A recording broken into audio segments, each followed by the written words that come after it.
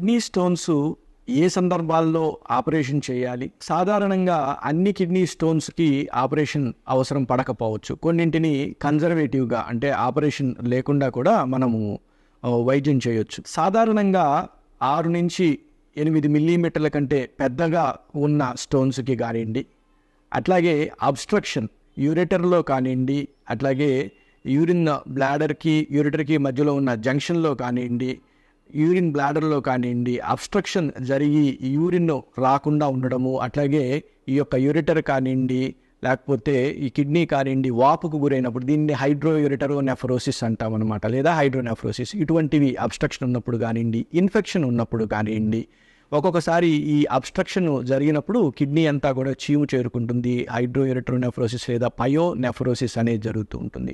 అట్లాగే kidney failure వచ్చినప్పుడు kidney stones అడ్డం పడితే నొప్పితో పాటు ఇన్ఫెక్షను, చలి, వణుకుతో కూడిన జ్వరం కానివ్వండి, అట్లాగే కిడ్నీ ఫెయిల్యూర్ కూడా రావచ్చు. అంటే అబ్స్ట్రక్షన్ ఉన్నప్పుడు కానివ్వండి. అట్లాగే మామూలు మందులతో మనకి కిడ్నీ స్టోన్ పడిపోకుండా, అట్లాగే నొప్పి అనేది ఎక్కువగా ఉన్నప్పుడు కానివ్వండి, అట్లాగే అనటామికల్ కొన్ని లీజన్స్ ఉంటాయి. అంటే పుట్టుకతో వచ్చిన అనటామికల్ ఇబ్బందులు కానివ్వండి, ఇంతకు ముందుల ఏదైనా ఆపరేషన్ వల్ల కిడ్నీ యొక్క ఆర్కిటెక్చర్ దెబ్బతింటం వల్ల కానివ్వండి, స్టోన్ బయటకి వచ్చే అవకాశం తక్కువగా ఉంది అని మనము డాక్టర్ గారు చెప్తే అప్పుడు మనకి కిడ్నీ స్టోన్స్కి ఆపరేషన్ అనేది అవసరం పడుతూ ఉంటుంది.